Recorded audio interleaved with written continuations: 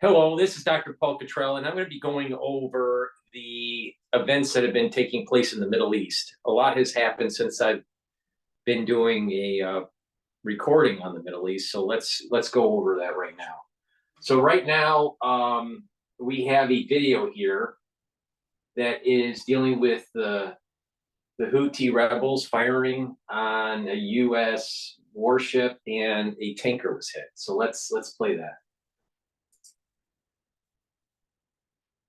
Welcome back to Live Now from Fox. Continuing with those top stories and headlines of the day, this one takes us out to the Red Sea.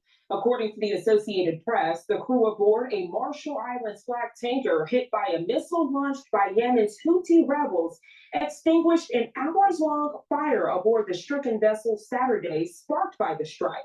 The attack on the Marlin Luanda further complicating the Red Sea crisis caused by the Iranian-backed rebels' attacks over Israel's war on Hamas in the Gaza Strip. The tanker carried a flammable oil, drawing Moscow further into a conflict that so far it had blamed on the U.S. Joining us this morning to further explain is Senior Lecturer of Criminal Justice and Homeland Security at the University of New Haven, Mr. Ken Gray. As always, Mr. Ken, thank you so much for waking up with us here on Live Now from Fox and joining us. Good to be with you, Jillian. So a lot to break down. I mean, when we first brought this, you were here joining us saying that this could be an ongoing thing. Many people wondering, what is this conflict about? Is it about oil? Is it about the Israel-Hamas war? How do we break this down? So the Houthis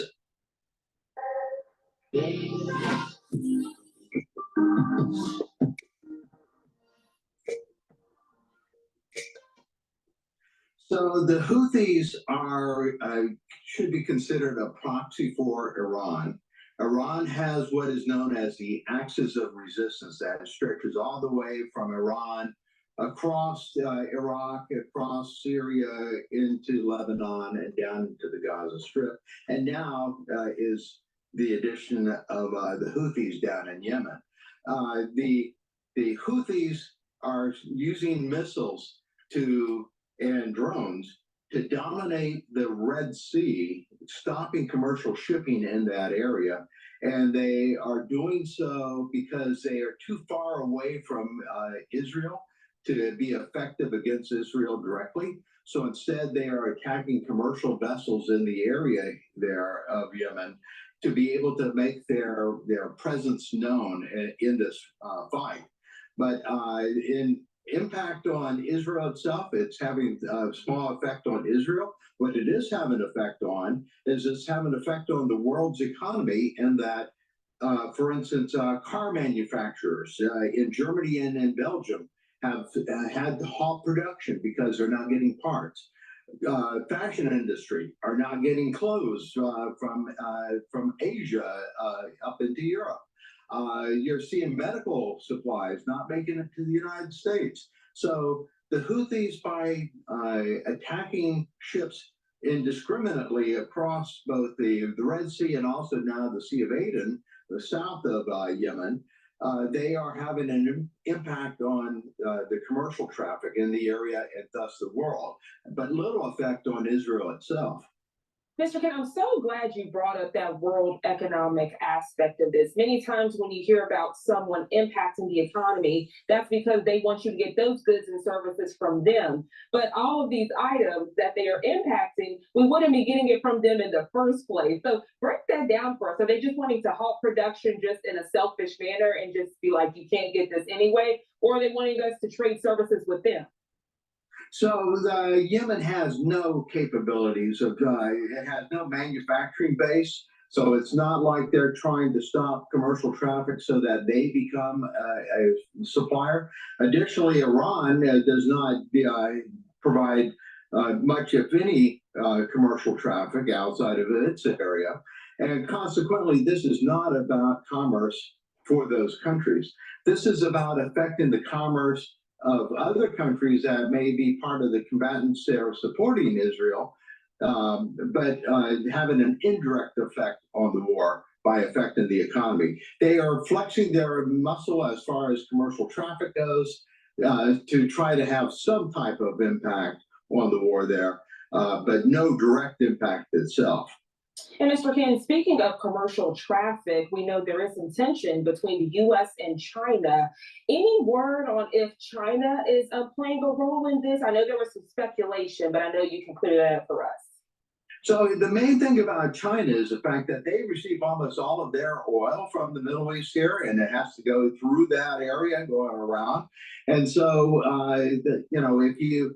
if you affect the shipping of oil, you're affecting China, and so they do have a dog in this fight. Another country to look at is India.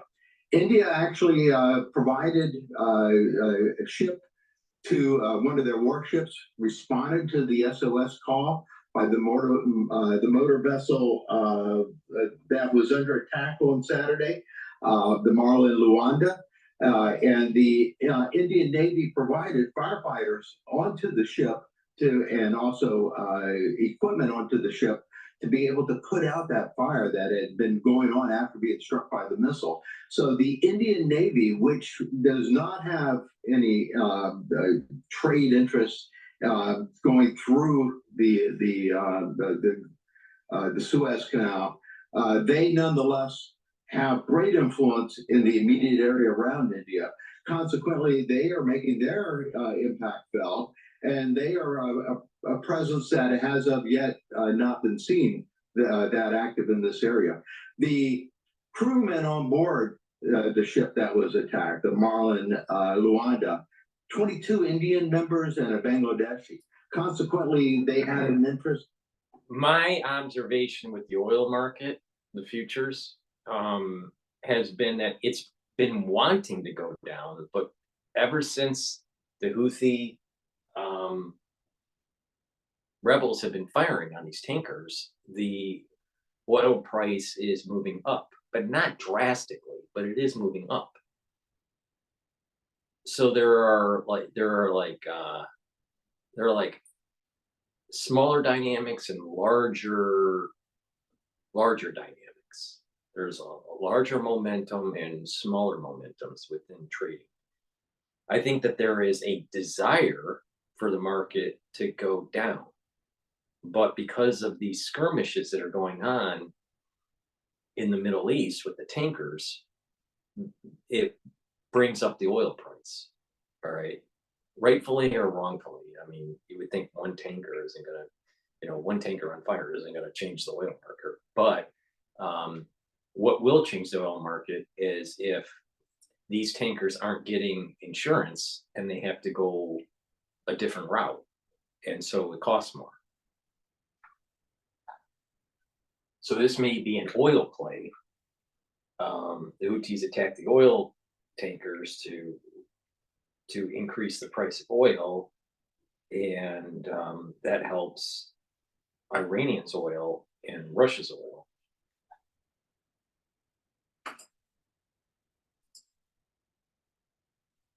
Protecting this vessel, and so they did so by responding and providing firefighting assistance.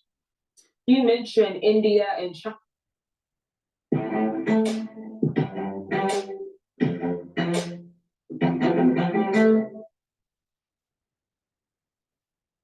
You mentioned India and China being impacted by these attacks. So do you see in the future that they could possibly team up with the U.S. to stop these missile strikes, or do you think they'll just stay on their side and mind their own business?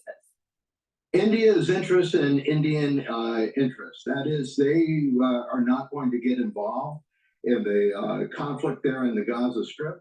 But what they will do is they will protect their own interests, and that includes ships either with Indian crew carrying Indian goods or flagged from India. And so I don't see them directly getting involved in this conflict that is going on. Even if it becomes a regional conflict, I don't see them getting involved other than protecting their own interests. Again, China's interest in this right now has been primarily that of trying to be concerned about oil going to China. Even though China has increased their naval capabilities, they still lack the ability to really have much impact on the Blue Sea. That is, they they can't really get out very far.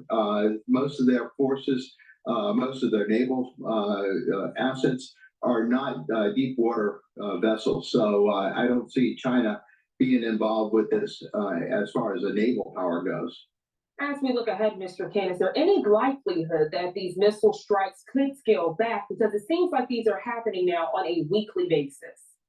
So the United States and the UK conducted their 8th sorties against Yemen, against the Houthis, striking out at both their missiles, their drones, their depots for missiles.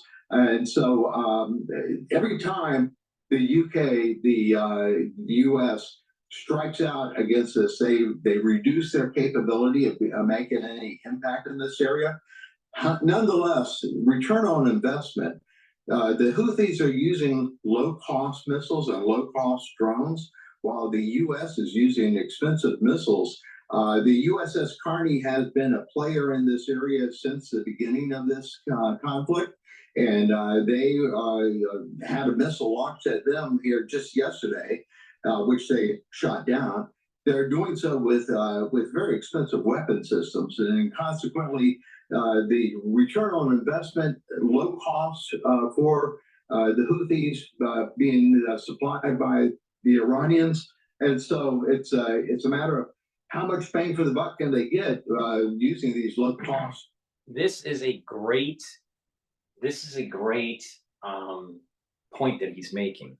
The United States has an over-reliance on technology, and so when you have to hit a country that is less tech, all right, in its military, at times the lower tech country, is able to survive another day, right? And this higher technology is just too expensive. And I think this is a sign about the over-teching of our Navy, right? There is a lesson learned from World War II, that Germany made really, really precise weapons. It took longer to make them. They were more expensive. In the United States, they were less precise, but you could make more of them. So you won through volume, didn't win through precision.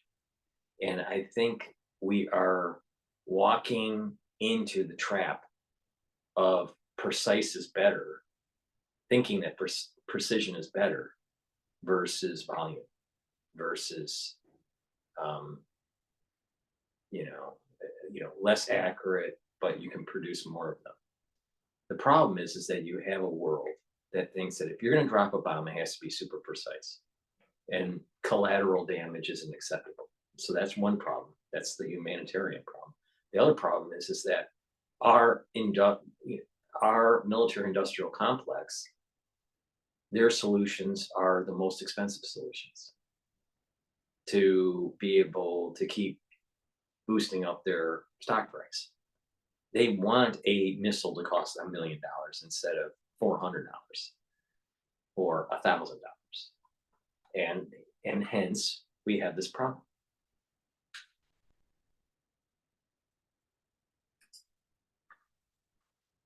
Missile systems, but they're running out, I think.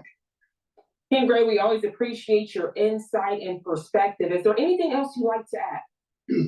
I think that the one thing that we did not talk about was the result from the International Court of Justice. The International Court of Justice said that they were not requiring Israel to cease activity in the Gaza Strip, but that they may have violated some of the articles under the Genocide Convention. So the continued conflict in the Gaza Strip is still continuing unabated, and Hezbollah activities have increased, and so Israel could very well be facing a second front there into Lebanon with the Hezbollah activity there. So there's still a possibility of this becoming a regional conflict. I was actually watching I think the probability of regional conflict has increased significantly in the last two months. Jay, give that ruling. And from my perspective, Mr. Kidd, I know you'll clear it up, but it seemed like a friendly suggestion, if you will, what they were saying to Israel, like, we can't make you all have a ceasefire, but we suggest you scale back the fighting. And so, as we know, the IDF said they will not stop until they defeat Hamas. So I'm interested to see how this unfolds as well. So the ICJ could have brought sanctions against Israel to force them to try to cease their activities. They chose not to do that. South Africa made their case. They are still continuing. This is not a final ruling. They're still continuing on their deliberations on this. But the immediate call for a cessation there of activities, they did not go that far, but they did put Israel on notice that they are to maintain records of what is going on. They are to take acts to guarantee that genocide does not occur, and that they are going to revisit this at some later point. So there may still be sanctions against Israel because of these accusations by South Africa. But at least at the moment, they are not told to cease activities. I've said on numerous occasions here on Live Now that Israel is going to continue pursuing Hamas until they are forced to stop. This did not happen in this case. You're absolutely right. And I'm sure we are all on the edge of our seats, Mr. King, to see how all of this unfolds and to see, as you mentioned, how this will impact other areas of the Middle East. Thank you so much for joining us this Sunday morning, Mr. King, for breaking all of this down and giving us that historical perspective. You enjoy the rest of your day. Anytime. Thank you so much. Now let's talk about war.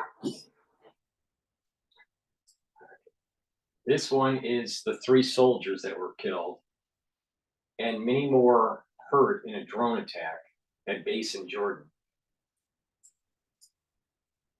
Wait, before we do that, before we do that, this is PNN and I have to go to commercial. Please go to my store, the-studio-reykjavik.com, and get the Health Max 14 or the Health Max 35. They are great liquids. They're structural nanosilver liquids. You take a teaspoon of it a day and it will help to neutralize pathogens. What you do is you just swish it in your mouth and then swallow it, and that will neutralize pathogens. It's part of my anti-aging protocol, and it's part of your protocol going through, the cold season. So please go to the store and get the Max 14 or the Max 35 or the silver solution. They are structural nanosilver liquids. I also sell D3. D3 is very important in absorbing calcium, but not just that, it helps with gene expression. With proper gene expression, you're going to have proper cellular function. And oh, by the way, if a cell happens to be infected, D3 helps with the apoptosis of that cell. I have part of my protocol to bring down the inflammation.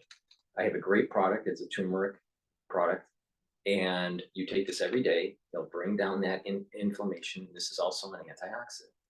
So go to the store and go get the turmeric. But on top of it, also get ashwagandha. Ashwagandha also helps to bring down that inflammatory response, but it also helps to control your blood glucose levels. So by controlling your blood glucose levels, you're going to reduce cardiovascular disease, you're going to bring down that inflammatory response, and you're going to help to slow down that long-term aging process. All right, it's part of my anti-aging protocol. Please go to my store and get the ashwagandha. Breaking news. Hello, everyone. Thank you so much for joining me. I'm Frederica Whitfield.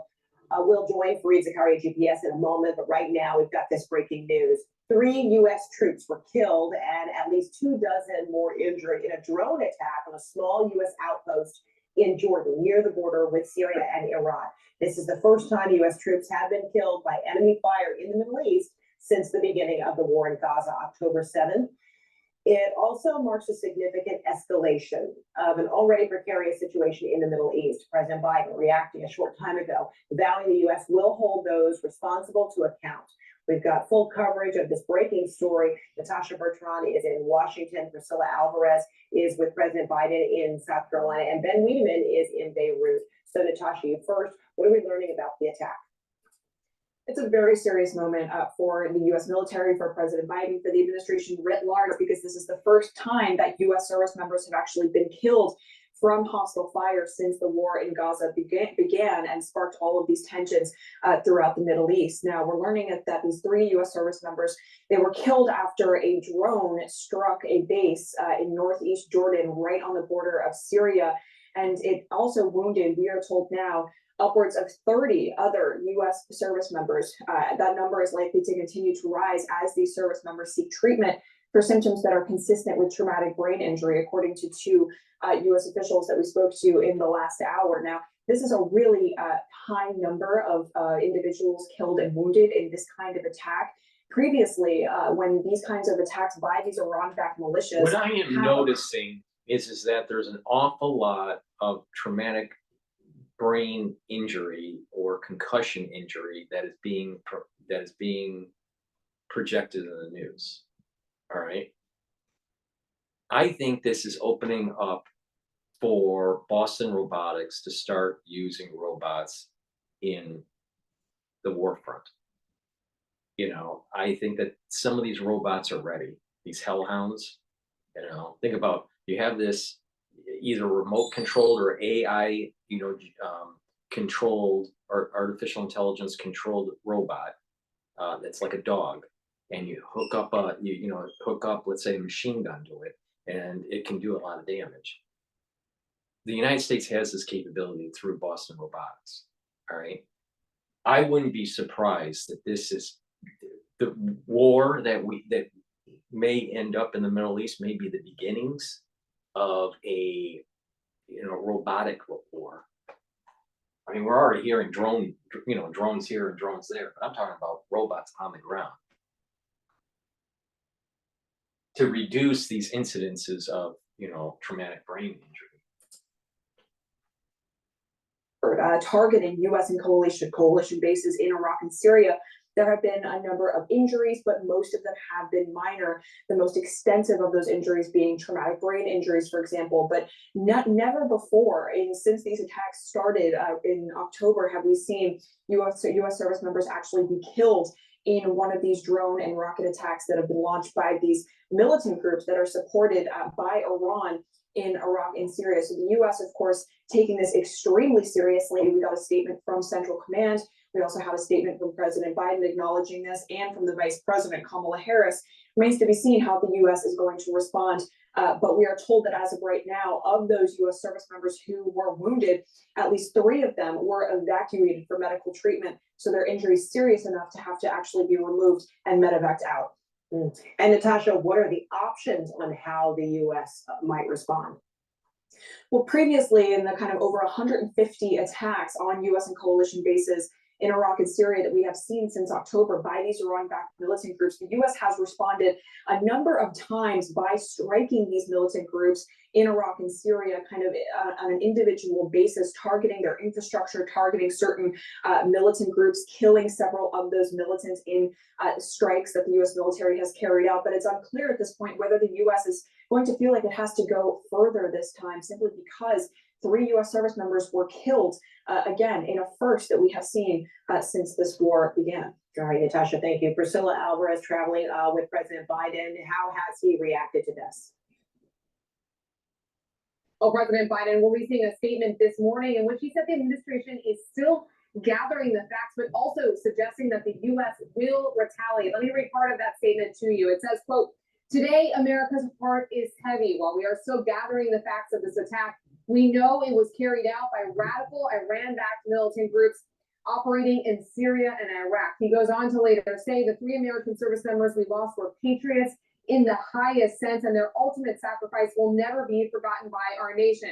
Together, we will keep the sacred obligation we bear to their families. We will strive to be worthy of their honor and valor. And he concludes, we will carry on their commitment to fight terrorism and have no doubt we will hold all those responsible to account at a time and in a manner of our choosing. Now, we know, too, from the White House that President Biden had been briefed this morning by his national security team about the attacks that includes by Defense Secretary Lloyd Austin. And of course, U.S. officials have been increasingly concerned about escalating tensions in the Middle East as there has been an They should increase in stop attacks in Iraq. worrying about the escalation and they should just get the job done. The president should get up on the podium and say, this attack means that we're going after Hezbollah, period. And Hezbollah is going to be eliminated. That's how we should be handling this. Instead, we're afraid we'll hit something and, you know, and it won't do much. Hezbollah will be emboldened. The Houthis will be emboldened. The Iranians will be emboldened. And what will happen is that they'll continue to kill our soldiers. We have a weak president. We need a president that gets the job done and kills the enemy. Syria, Yemen, and Lebanon. Just this morning, we heard from President Biden's military advisor in a pre-recorded interview with ABC saying that there were concerns and they were trying to avoid broadening any conflict in the Middle East. And he said that his advice to the president up until this point was to protect U.S. forces and take away Hamas's capability. Now, again, President Biden suggesting that they will retaliate. What that looks like in the days to come is unclear, but this is certainly a concerning development for the White House. Fred. All right, Priscilla Alvarez, thank you so much. To Ben Wiedemann now in Beirut. Ben, what does this add to an already very tense situation in the region?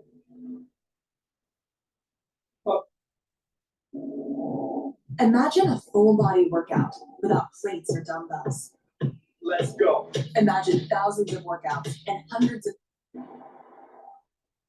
Well, really, this just re-emphasizes just how dangerous the situation the United States has put it in. It's got troops sprawled across the region.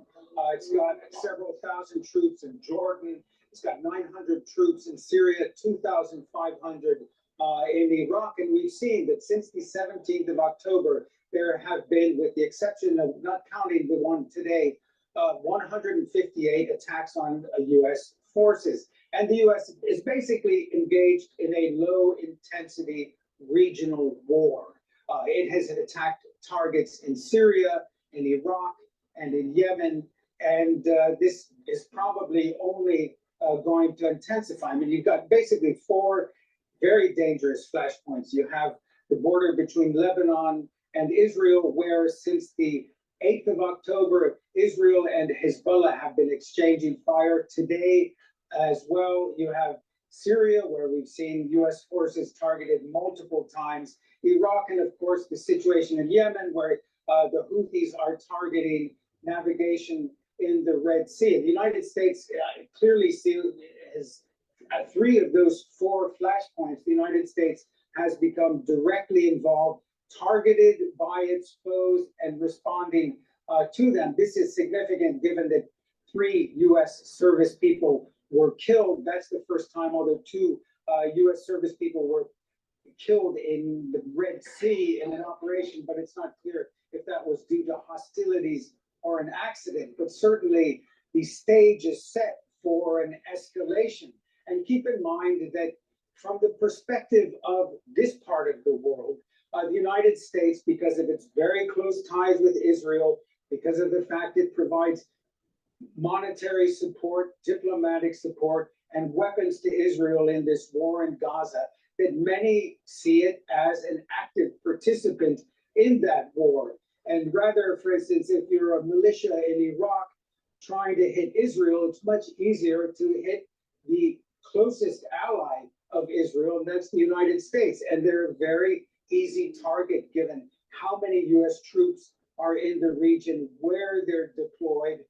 For instance, in Syria, they're essentially surrounded by hostile forces, ISIS, the Syrian government, Iranian-backed militias.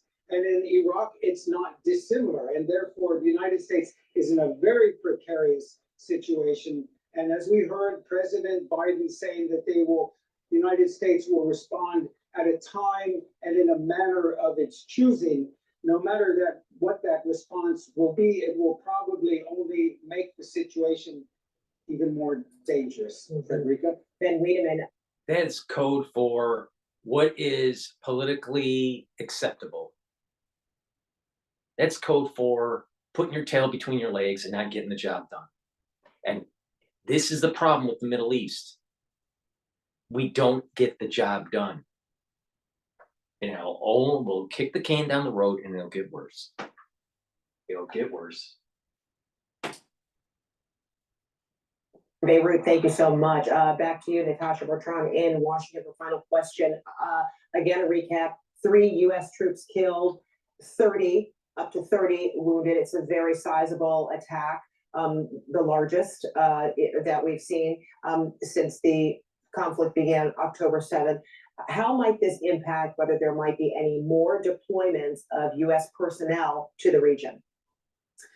You know, it's a great question, and it has to be something that the Biden administration is now considering, although we have to remember that the U.S. actually surged U.S. personnel to the region following the October 7th attack on Israel because precisely they envisioned that tensions could continue to rise, and they explicitly warned other countries, other entities not to get involved in this conflict. So you had an aircraft carrier there, you had U.S. personnel surge to the region, and it doesn't appear at this point like there are any imminent plans to pull these U.S. forces out. But of course, that is something that the Pentagon. Now let me let her finish. She only had a couple seconds left. Is going to have to be weighing here as they decide how to move forward with the response, Frederica. You come to my channel to listen to something unique, and I'm going to tell you something you've never heard before. There are different combinations of the Tetragrammaton, God's name with the 4 letters. Okay. When I first heard of ClickUp, I thought it was something out of a martial arts movie. All right. And when you eat, there's 12 different combinations. All right. And they correspond to the first 12 hours of the day. All right. And the second 12 hours of the day, you add the first letter of the alphabet and then do the combination. So the changing of God's name with the different combinations represents the hours of the day, going all the way for a 24-hour day, right? But they also correspond, that first 12 correspond to the months of the year, okay? And Tu B'Shvat was a minor holiday, but an important minor holiday that just happened. It's a Kabbalistic holiday. And at certain times of the day, there is an energy that happens based on the combinations of the Tetragrammaton, all right? But not just that, as you move throughout the year, you may have a month that coincides with a particular hour with that combination, all right? And there's a spiritual kind of overlapping, similar to, I've been talking about fib sequences for Fibonacci fib sequences for the market, but fib sequences are around you everywhere. It's in nature. It's in social systems. It's the way the human body evolves. It's the way the human body develops. From a blastocyst all the way to a newborn baby, right? So there is this kind of like spiral that takes place, right? Well, you can have something similar, a fib sequence intersecting another fib sequence, and that is an important mathematical feature. In trading, it could be a resistance point or a support level, but in other systems, it could be a magnification of something, all right? And if it's out of phase by 180 degrees, then it can cross cancel if they're of equal magnitude. You can see this in waves. You can magnify a wave or you can reduce a wave by having two waves added together, all right? So with that, depending on what their phases are relative to each other. So at midnight of Tu B'Shvat, there was this alignment of the Tetragrammaton in its proper form. So the proper month and the proper hour overlapped. Now, we have been in a part of the year that has been more powerful for Esau. But when Tu B'Shvat goes, once we go through that window of the Tetragrammaton at midnight, with the change of, you know, this new month, all right. And Tu B'Shvat's on the 15th, so it's really kind of it's dealing with the beginning of the month, but that's a little bit of a detail. But the point here is that we just went through a new change, a new system. The previous system was more powerful. The first 6 months were more powerful for Esau. As we went through that midnight on Tu B'Shvat, all right, which was the 15th of Shabbat, and that was last Wednesday, right? And last Wednesday night, so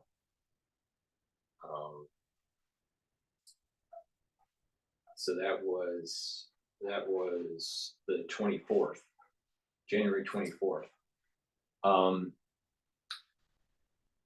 Esau has less control and Israel has more control. All right. So it's this power between Esau and Jacob. All right. So Esau was losing power up to that point, and now Esau will continue to lose power, and Jacob will continue to gain power. All right. So why does this matter for what's going on in the Middle East? There is the iron quote is getting hot to strike, meaning that if you want to solve the problem in the Middle East, the next 6 months from a Kabbalistic point of view is critical. All right. So we're in the end of January. So let's just count for simplicity, all of February, March, April, May, June, July. During that time period, Jacob is stronger, right? And each of those months at midnight, the letter combination for God is extremely strong. All right.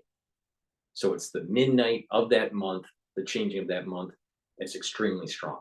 All right. Because there's these overlaps between systems. All right.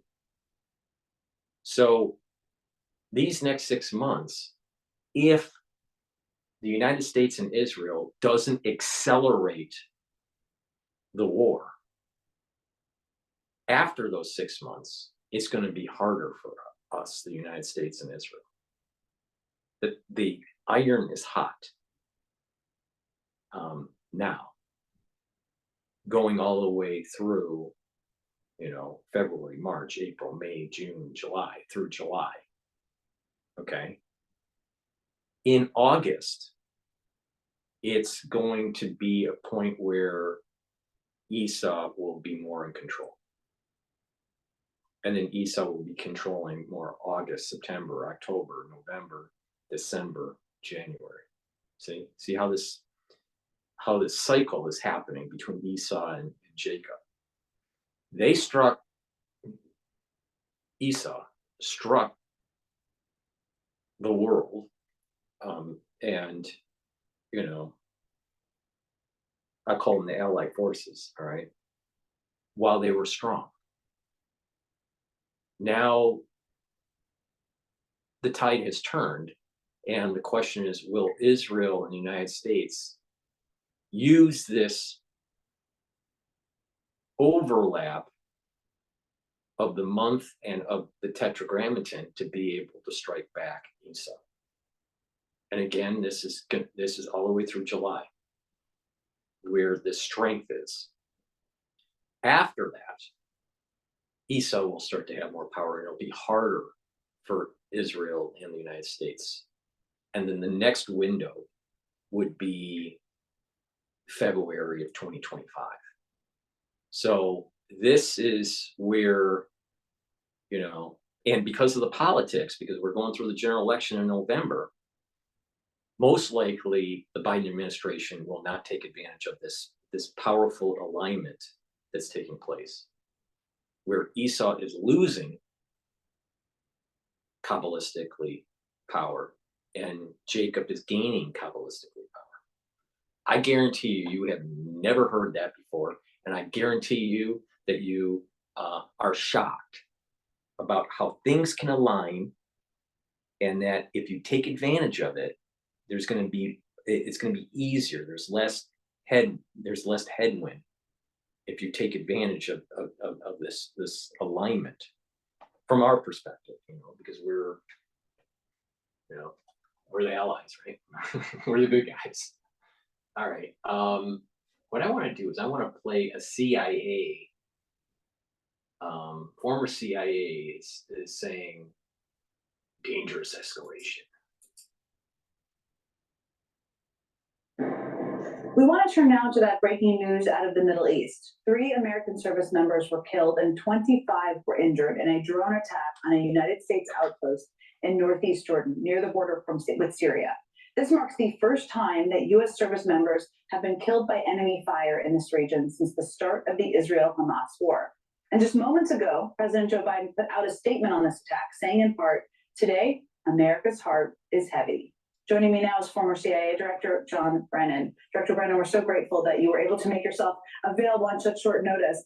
I wanted to just ask, I mean, you and I have talked a number of times since the start of this war about the risk of escalation, and we've seen that at the border. We've seen it in a number of ways. In the president's statement, he said, "We know this attack was carried out by radical Iran-backed militant groups operating in Syria and Iraq." As you're watching from your vantage point, is this a different kind of escalation, given we're talking about U.S. troops involved?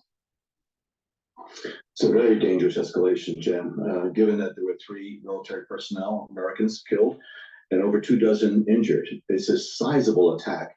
Whether it was 1 or more drones, these are drones that are packed with explosives and then detonate upon impact. But to have that type of, the number of casualties suggests that it was a fairly sizable one.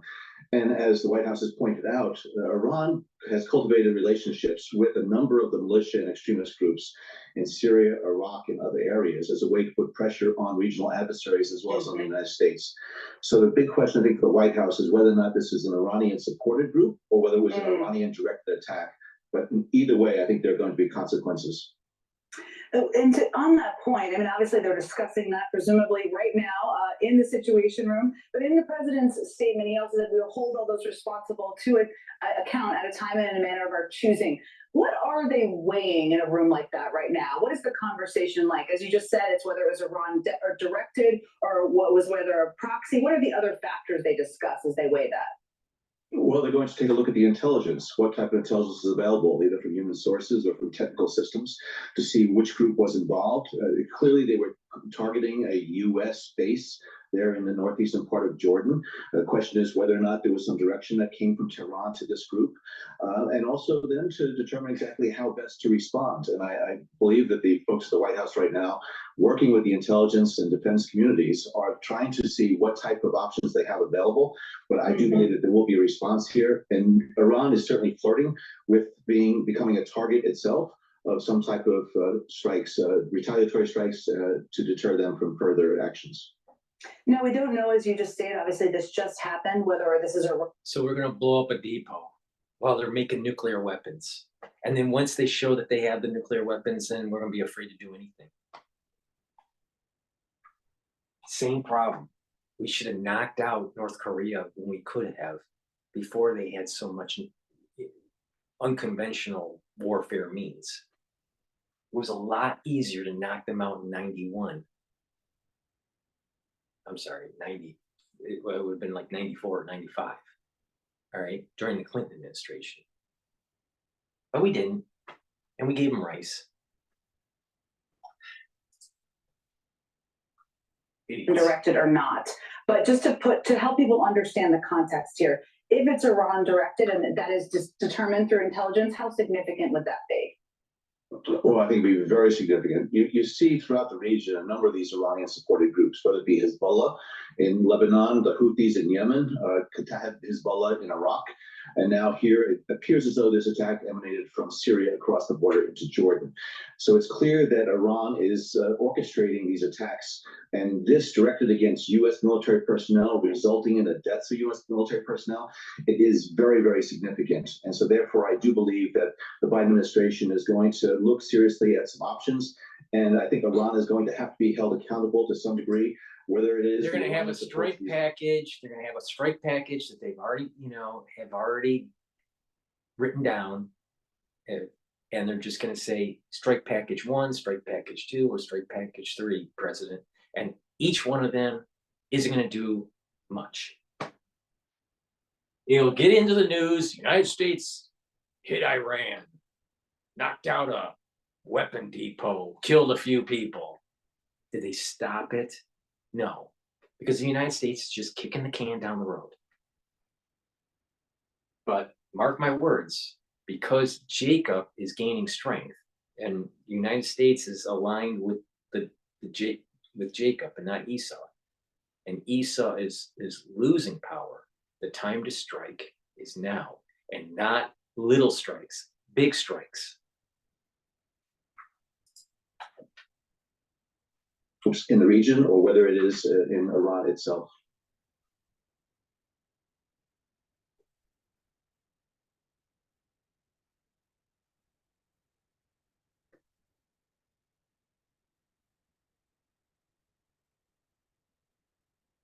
All right, so that is that. Okay, now what I want to do is I want to play.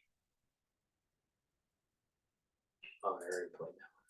Okay, now I want to play 3 servicemen members killed. This is the Al Jazeera point of view. In breaking news now, the US military says 3 of its soldiers have been killed and 34 have been injured in a drone attack on an American base in Jordan. There are around 2,900 American military personnel stationed in Jordan as part of 22 deployed there to support Jordan's operations against ISIL. We're going to cross to Alan Fisher. What more do we know about what's been going on, Alan? Joe Biden is on the campaign trails in South Carolina. He's been speaking in the last hour in a church in South Carolina, but he didn't mention this. He was briefed first thing on Sunday morning about what happened on Friday night in Jordan, very close to northeast Syria. They then issued a paper statement from the White House, and Joe Biden says that he and his wife are upset to hear the news of the death of 3 servicemen, that a number of other servicemen have been injured. He also adds, these service members embodied the very best of our nation, unwavering in their bravery, unflinching in their duty, unbending in their commitment to our country, risking their own safety for the safety of their fellow Americans and our allies and partners with whom we stand in the fight against terrorism. It is a fight we will not cease. He described them as patriots in the highest sense, and he said they'll carry on the commitment to fight terrorism. Also added, we have no doubt we will hold all those responsible to account at a time and a manner of our choosing. What is interesting there, of course, is that Joe Biden says that he believes that a militant group linked to Iran, his words, were involved in this. And just a few hours ago, the Joint Chiefs of Staff, the head of America's military, in a television interview was asked, do you think that Iran wants a war with America? He answered it very simply and said no. But we know since October the 7th, there have been a number of skirmishes between the US and some of these groups operating in those areas. There have been a number of drone and missile attacks on American forces, but these are the first casualties. And that will increase pressure on the White House, a White House which has been very keen to try and keep a lid on the conflict in Gaza and not see it expand to become a much wider regional conflict. It will be, of course, be a concern, but as I'll you tell say, you, when you look at the president, when he's walking to Marine One, his gait is really poor, and it looks like he's lost muscle mass. But not just that, it seems as though he's really concentrating to be able to move. All right, so he's aging. There's no doubt about it. There's a serious problem there. the time when we've seen the US carrying out or being part of operations against Houthi rebels in Yemen. The Houthis have been linked to Iran, and of course, Hamas, the armed group in Gaza, has also been linked to Iran as well. And the US is supporting Israel in its war on Gaza. The Samsung S24 is here, and this is a mouse case.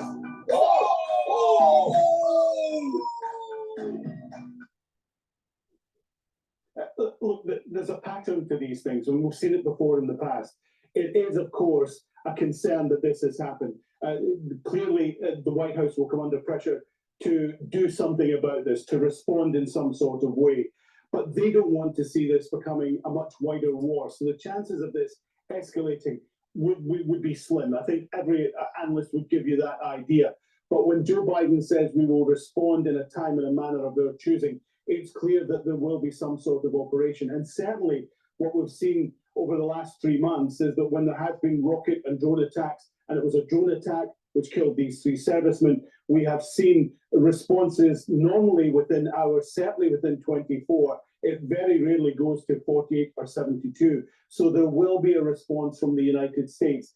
And perhaps there is a hope that with this response, that will keep a lid on this, because no one wants to see this escalate into the Middle East, not least the Biden White House. No one wants that, particularly in an election year. We're talking about Joe Biden being on the campaign trail just in the last few hours. They're more focused on the campaign and the general election than being able to benefit from this switch that took place Kabbalistically, where the power, the force of Jacob is much more than Esau. And they're gonna squander it. And the next cycle would be February of next year, where you would have that strength again. Stupid. Let me go to commercial here, because this is PNN. Please go to my store, the-studio-reykjavik.com, and get the probiotic that I have. This also has turmeric in it. This is a capsule, right? And I also have a probiotic from Boomer that is in a powdered form for ones that want to just mix it with their food. But ones that don't want a powder and they just want it in a capsule, go to my store, the-studio-reykjavik.com. Link is in the description of this video, and get the probiotic that I have. Please go to my store and also get vitamin C, and I also have it with magnesium. This is an antioxidant, but not only that, it will help to boost up the immune system and help with your skin. If you're sick, you should be taking this every day, but if you're sick, take a double dose, all right?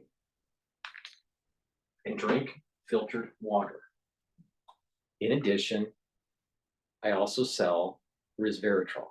Resveratrol is an antioxidant, all right? But it helps to get rid of senescent cells, and it's synergistic with C60. It's part of an anti-aging protocol. So go to the store and get the resveratrol.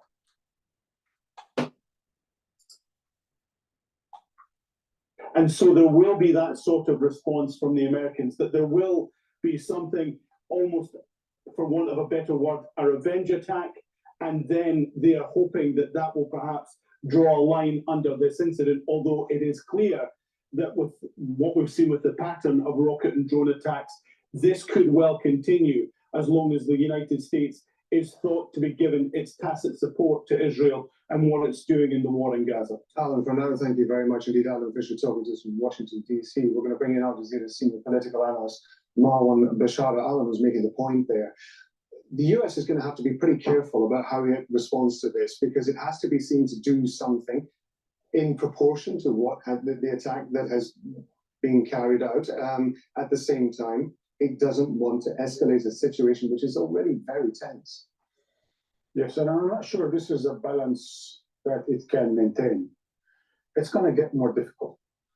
I think the whole notion that America wanted not to widen the war in the Middle East that started in Gaza, I think it's going to notice slowly but surely that it is widening and that America is getting stuck.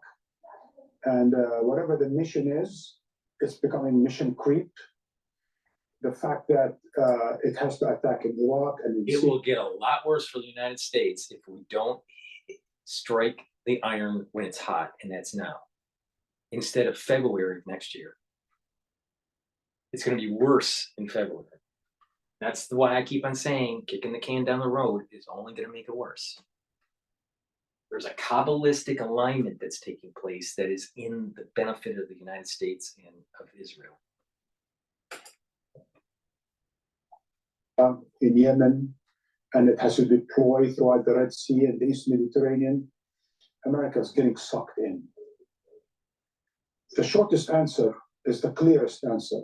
It's the simplest answer. President Biden needs to end the war in Gaza. This is no time to keep speaking about Iran-backed, right? If you read the Central Command, the CENTCOM Twitter feed, right? Every tweet has Iran-backed, right? Iran-backed this, Iran-backed that, Iran-backed the other. But as the president himself admits, that while these groups might be Iran-backed, but they're not necessarily Iran-directed. That these attacks are not necessarily part of a back and forth tit for tat between Iran and the United States through their proxies. But there are also groups from within, like, for example, like Hezbollah, that's acting not necessarily on orders from Iran, it's acting in solidarity with the people of Palestine, for example. And you're going to see something like that in Syria and Iraq and in Yemen, whereby not everything is remote controlled from Tehran, that things just happen. And things might get out of hand easily, especially with those asymmetrical enemies that the United States I think he's has bringing up a very throughout good point. He's bringing up a very good point that people need to keep in mind. And that is, you have situations where Iran is the puppet master, but the strength of the string on the puppet may be weak or strong in a particular event. Meaning, if it's strong, then they have heavy influence on what's happening and when it's happening and how it's happening. But I think there are also some autonomous aspects to the proxy fighters, Hezbollah, Hamas, the Houthis, where they have a range of things that they can do on their own without strong supervision or strong coordination with Iran. So I think it's a combination. And, you know, this could spin out of control. But, you know, it spinning out of control with the surface view of this may actually be, especially if it's happening in the next 6 months, be the thing that needs to happen for a more wider conflict to take place to end this. This isn't going to end by not being engaged, by being an isolationist. This is only going to get worse if you're an isolationist and just kicking the can down the road. So getting engaged and getting it over with now is much better. And the iron is hot. Kabbalistically, the iron is hot.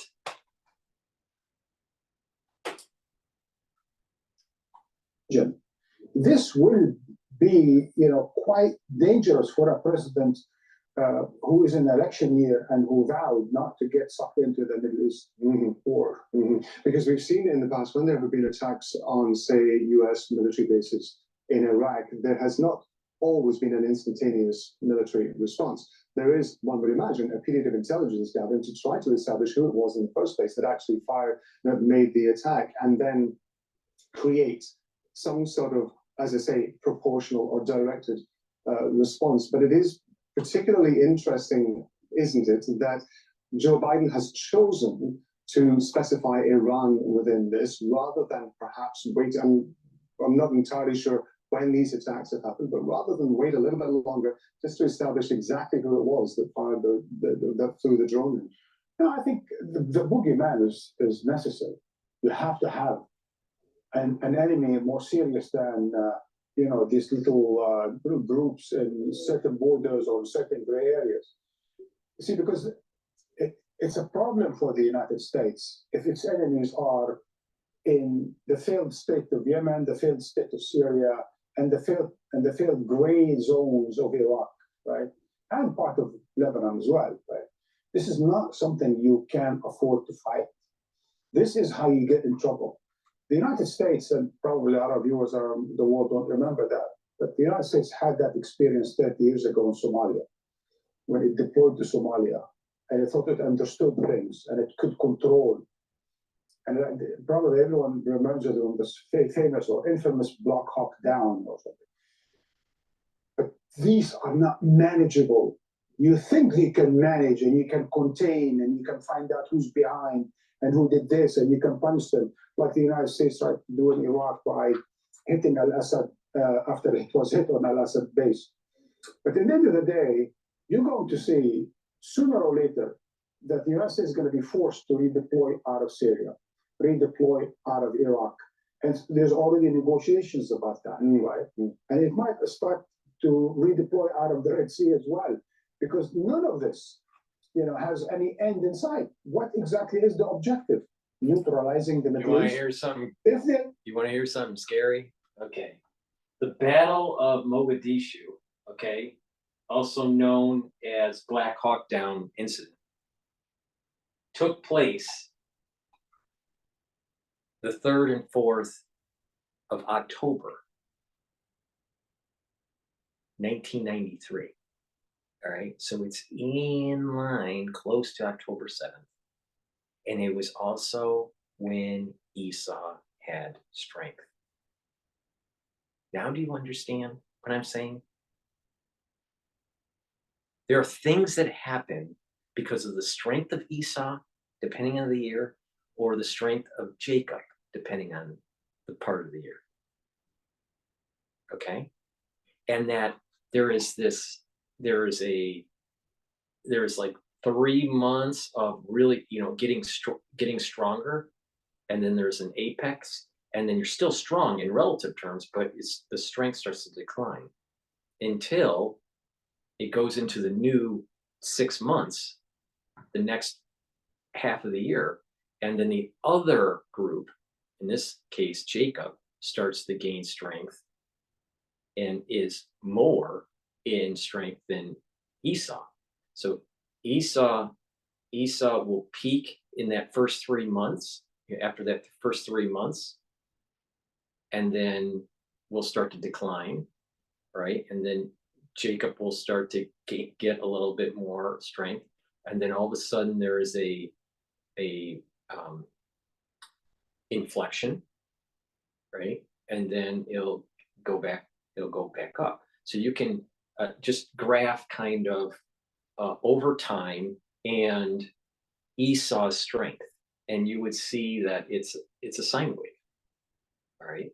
And the peak is 3 months into the calendar, all right? Depending on where you start the calendar, all right? But 3 months in, that first 3 months, it's gaining strength.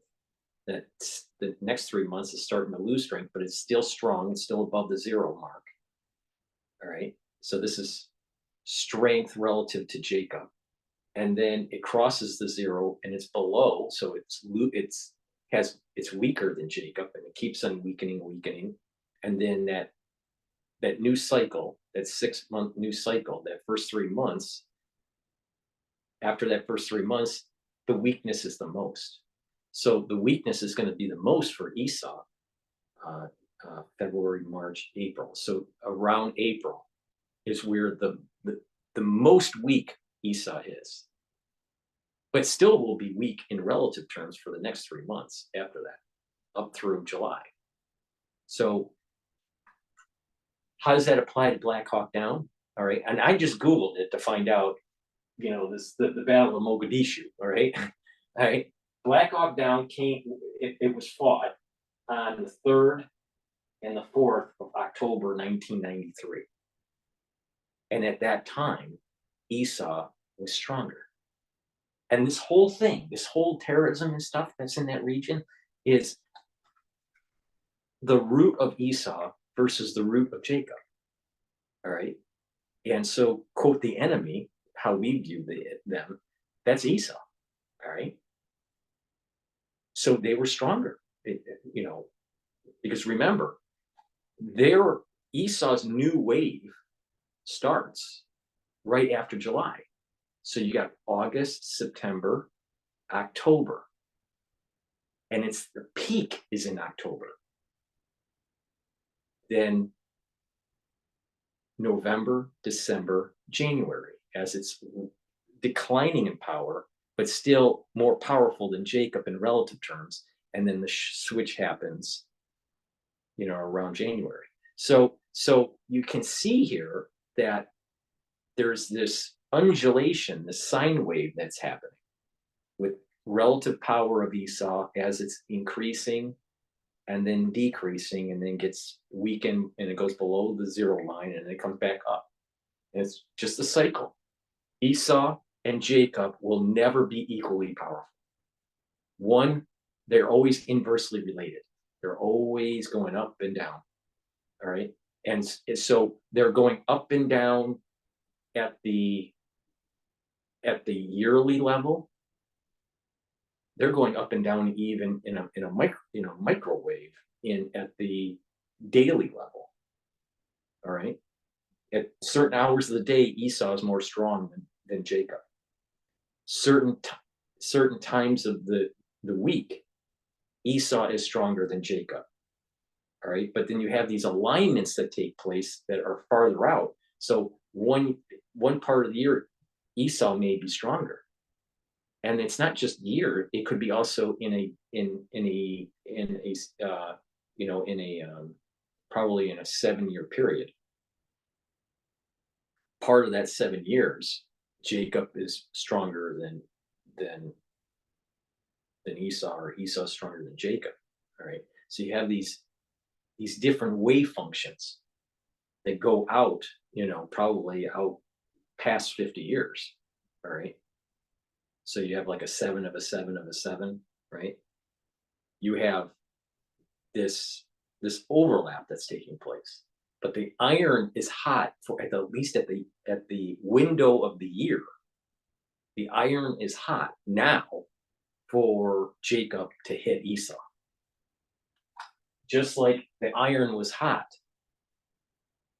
for Esau to hit America in Mogadishu in October of 1993. So I guarantee you haven't heard that before. And that just popped in my head, just like in real time.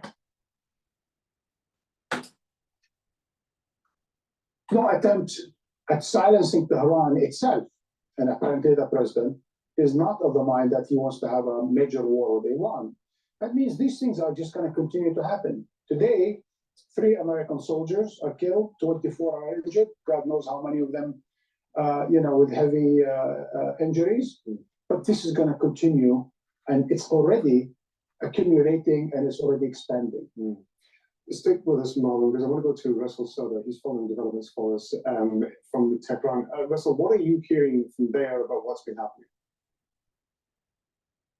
Well, as of now, there has been no reaction from the Iranian side yet. However, just to give a context here, Iran's position regarding such attacks is quite clear. They said that these attacks are not conducted by Iran and are not planned by Iran. Iran is not involved in these attacks that are being carried out by the groups across the region. They say that Iran has allies across the region. However, these allies, or so-called axis of the resistance, makes their decision based on their own assessment. So that is Iran's position here. And also it says that the US is complicit in the atrocities conducted by Israel, and the axis of the resistance is just reacting to Israelis atrocities in Gaza. So this is Iran's official position as of now. So, but since the beginning of the war in Gaza, they have seen that there have been more than 100 attacks on American bases in Iraq, in Syria, and also in some other places, but in Yemen, close to Yemen as well, we have seen that Iranian allies have been involved in this. But this was the deadliest one. For the first time, we're talking about the American casualties, and America is explicitly accusing Iran of being behind this attack. So we have seen now there has been a tit-for-tat policy between Iran, the USA, and America so far. Just to give a chronology of this escalation. So Iran, one of the top Iranian Revolutionary Guard official, Razi Mousavi, has been attacked on December 25th by Israel in Syria and has been killed. And then after that, we have seen that Iran, as a response, hit a base in Erbil, saying that it was a spy house conducted or run by the Israeli Secret Service, Mossad. And then Iran has responded by missiles to some groups in the north of Syria. And then at the same day, we have seen that Iran hit another base in Pakistan. And this was kind of the reaction. However, right after that, we have seen on January 20, Israel has conducted another attack and killed 5 senior members of the Iranian Revolutionary Guard, which one of them, Hujjatullah al-Midwar, was the head of the special unit of Al-Quds. He was head of the intelligence unit of Al-Quds. And now Iran was saying that it's going to respond in a time of its own choosing. So we do not know whether this attack is a retaliation or not. As of now, there is no reaction from the Iranian side. But now we know that the things are escalating here. And anytime, as there are growing concerns that the war could go beyond Gaza and could turn into a regional conflict. But what is clear here, in Iran, there is a growing discontent among Iranians. So Iranian political elites are feeling more and more pressure from Iranians. And Iranians are saying that their country's response to the Israeli attacks, to the American attacks, is not adequate and will not deter Americans or Israelis to attack on the Iranian allies or even inside Iran. And that's why Iranian political elites here are feeling that pressure and feeling urged to do something. As of now, that is the context, but as I said, there is not official statement yet from Tehran. So I want to ask you, because we talk a lot about the response that is made by the government in Tehran. We also talk about the response that's made by the Revolutionary Guard. In terms of the Iranian people themselves, is there any sort of sense that you get about how concerned they might be that this might escalate, that this might spill over from Gaza, from the West Bank, and suddenly become essentially a face-to-face conflict with Western powers? Well, here, Iranians are quite clear. They do not want a regional escalation. They do not want war to turn into a wider one in the region, because the US say no. This is the Iranian official. The only way this is going to stop is the regime in Iran to go up in flames. Now they can do it through their own domestic process, or it's going to have to be external by the US government. Know that a war, direct military confrontation with Israel, means not a war only with Israel, but also with the United States of America. And that could be a deadly one for Iran. So Iran so far, that's why, has avoided of having a direct military confrontation with Israel, but rather it has been encouraging its allies or the proxies, or what Iran calls the axis of the resistance, to act. So Iran's response has been through its allies across the region, in Yemen by Houthis, in the south of Lebanon by Hezbollah, and many of other groups in Syria and in Iraq. That is now Iran's position. However, as I said, there's a growing discontent among Iranians. So Iran's position is quite difficult. It is, on one hand, it needs to satisfy the public pressure here, but on the other hand, it knows that a regional escalation, particularly a direct war with Israel and with the United States, would have great consequences. So that's why, for now, Iranians are trying to recalibrate their actions, their reactions to this ongoing crisis that's going on in Gaza. And we can see that there is a clear will from Iran to see an end to the war on Gaza. Russell, thank you very much indeed. That's Russell Sutter bringing us up to date from Tehran. We're going to go back to Alan Fisher in Washington, D.C. Alan, I understand you've got some more background to the briefing that Joe Biden has been receiving.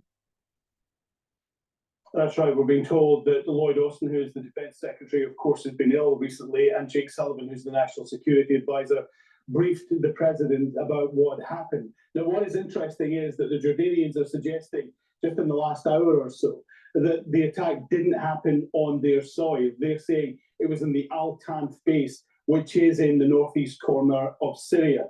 That, of course, adds to the complication of the situation there, because the United States really has no mandate to be in Syria. They moved in during the fight against ISIL. They haven't gone away. They are saying that they're there to protect the oil fields there. They are not there at the invitation of the Syrian government, a government which is recognized by a number of other governments around the world. We're also being told that 25 servicemen, all army, were injured in the attack, which also killed the 3. So details will begin to become more and more obvious in the next few hours, but certainly it would appear from what the Jordanians are saying that the United States, believing that this happened on Jordanian soil, is being rejected by the Jordanian government itself and saying, no, this definitely happened on Syrian soil. We can go to Colin Clark. He's Director of Research at the Sufan Group. It's a global intelligence and security consultancy. He's joining us from Pittsburgh. Thanks very much indeed for being with us. What's your assessment of what's going on at the moment? Well, I think, we're... Metagenics gets to the root of whole body health with pure, potent ingredients sourced from nature. Clinically tested and trusted by doctors for decades. And Well, I think, we're still waiting for evidence, but this is very likely an attack by Iran-backed militias operating in Iraq and Syria. We know the handful of groups that are likely responsible or on the short list of candidates. This is the latest in a tit-for-tat between the United States, excuse me, and between these Iranian-backed groups. And for anybody that's still doubtful, this is really proof positive that we're now in a regional war. There's no denying that U.S. troops have been killed. And the United States will respond and will respond forcefully, whether that's in Iran proper or against the proxies in the various countries where they operate. Our correspondent in Iran was making the point that... I'm going to go to commercial here. Please help support my work by going to the store and purchasing the health products that I have. You can go to the store by clicking the link that's underneath this video and all my videos. It's the-studio-reykjavik.com. You can get products such as the structural nano silver toothpaste. This toothpaste is an extremely high quality toothpaste. It whitens your teeth, freshens your breath, neutralizes pathogens, reduces the bacteria that produces plaque, reduces the chances of getting gingivitis, reduces that gum inflammation. And by you doing this every day, using this toothpaste every day, you're going to get healthier. How are you going to get healthier? It doesn't have any fluoride in it. It has structural nanosilver. It neutralizes pathogens. It's going to be part of your anti-aging protocol. And oh, by the way, it neutralizes pathogens. There's a theme here. If you're in the cold season or in a time period where it's problematic, it probably behooves you to actually use structural nanosilver and lower the inflammation and reduce the free radicals with the products that I have. So to neutralize pathogens and to have better oral hygiene, go to my store and get this toothpaste. This toothpaste is the best toothpaste that you'll be able to buy. It has no fluoride in it. It's way better than Arm & Hammer. It's way better than anything that Alex Jones sells. Go to my store, the-studio-reykjavik.com, and get the toothpaste. Get a couple tubes or several tubes of this stuff. It's high quality. Please go to my store and also get the structural nano silver gel. You can put this gel around your hands. It stays active for 5 hours, way better than Perel. You can put it around your mouth, around your nose, lightly coat your nostrils, around your eyes, around your ears. They'll stay active for 5 hours. You can also use this as a skincare product. You can put it on a cut, and it'll help to heal the cut by about the third of the time. It'll cut the time of healing about a third. You can apply it on a minor burn. You can apply it on scrapes and abrasions. You can apply it on acne. You can use it as a skincare product where you put it on your skin right before you go to bed, and you exfoliate it after you wake up in the morning, and you're going to start noticing that your skin is better. It's part of a larger skincare protocol that I have, where you add collagen, vitamin C, drink 64 ounces of filtered water, take C60, and take resveratrol, and your skin will get better and look more rejuvenated. I also have 5 different versions of structural nanosilver soaps. So this one happens to be the charcoal tea tree that I have in stock again. I have other scents that are, this one happens to be lavender, and this one's oatmeal spice. Has invariably taken the stance that it is not in charge of these groups, or it certainly doesn't direct them. This one is peppermint. So please go to the store, get the structural nanosilver soaps. They're very high quality, neutralize pathogens, and it's something that everyone needs, right? You need to use soap. So please go to my store, the-studio-reykjavik.com, and get the soap. I also offer a multivitamin. It's an easy to digest multivitamin that you should be taking every day. The reason why you should be taking a multivitamin is it's a unique cofactors for proper enzymatic activity. All right. You have an enzyme, and it has areas for binding of vitamins and minerals where it will change the conformation of that enzyme to work better. So go to the store, get the multivitamins. This is easy to digest, and it's going to be part of an anti-aging protocol and an immune boosting protocol. Please go to my store, the-studio-reykjavik.com. Back to the news, but thank you very much for supporting, and get healthy by getting the products.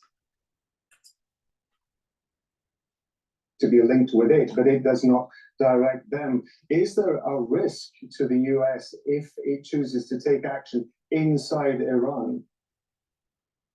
There's a huge risk of escalation, but let's be clear. Iran can attempt to distance itself as much as it wants, but we know that it funds, trains, and equips these groups. The IRGC Quds Force is the elite unit responsible for training many of these groups and increasing their skill level. So, Tehran can put out whatever statements it wants, but there will be a response forthcoming. The question is, how does the United States calibrate it without escalating the conflict further? But there has to be a response at this point. U.S. blood has been shed. I think for the Biden administration, there's going to be immense pressure to respond in a way that shows the United States isn't going to sit back and allow its troops to be attacked and killed. Yeah, it's going to be a fine line, though, isn't it? Because again, this is the escalation of war or conflict within the region is something that from the get-go, the US has said it absolutely does not want. It has to be, as you were saying, seen to respond to some degree, but calibrating that response is going to be very difficult, not only because of this incident, but also, of course, because of all the other smaller conflicts that the US is finding itself involved in the region. Absolutely. And look, the Biden administration is now being accused both at home and abroad of being weak, of being feckless, of not doing enough, and of not responding in force against the Houthis, against other groups in the region that have allowed it to escalate to this point. And so I think there's going to be a lot of pressure. We're likely to see action through CENTCOM or Central Command. And the question becomes, what shape does this response take? And how does the United States thread the needle to show the Iranians that it's not going to sit back and allow its troops to be killed? So we're really on the precipice here of some potentially dangerous escalation. We should be very clear about that. Colin Clark, it's good to get your thoughts on this, and we appreciate it. Thank you very much indeed. Joining us on the line now is the former Jordanian Deputy Prime Minister, Jawad Anani. He's joining us from Oman. Thank you very much indeed for being with us. There is some confusion, I think, about where this attack actually took place. There was a suggestion it had happened in Syria and not in Jordan. Are you able to clarify for us where your understanding of this attack is? Well, according to Before communism, China had a glorious past. What if you could bring it back? Since 2006, Shenyun has been reviving the essence of Chinese civilization. Well, according to the report that were issued by Western media and so on, I think it is in fact on the border, very close to the western or northeastern side of Jordan, and with its borders with Syria, and it is a very small post, so it is very close to the Syrian borders. But it is, I think, under the jurisdiction of the American troops, but still under the sovereignty of Jordan. What kind of response would you expect Jordan to make, given the fact that this has happened within its borders, if what you say is true? Well, I assume that Jordan would not approve this because it means that Jordan does not allow anybody who is on its borders and within its domain to be attacked inside Jordan. This would be tantamount to a war against Jordan. It's not only against Americans in this case. So in a way, I think that we will express our displeasure and anger at such an event.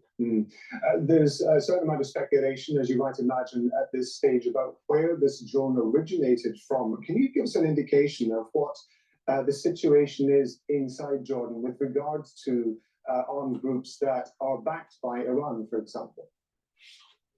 Well, right now everybody in Jordan is completely focused on what is happening in Gaza, and they don't see any other happening except that one. Yet this is because this has happened inside Jordan. There would be kind of a question mark on everybody's mind in Jordan, and it's clear. And only some people would really think that we told you so about Iran and Iranian cronies.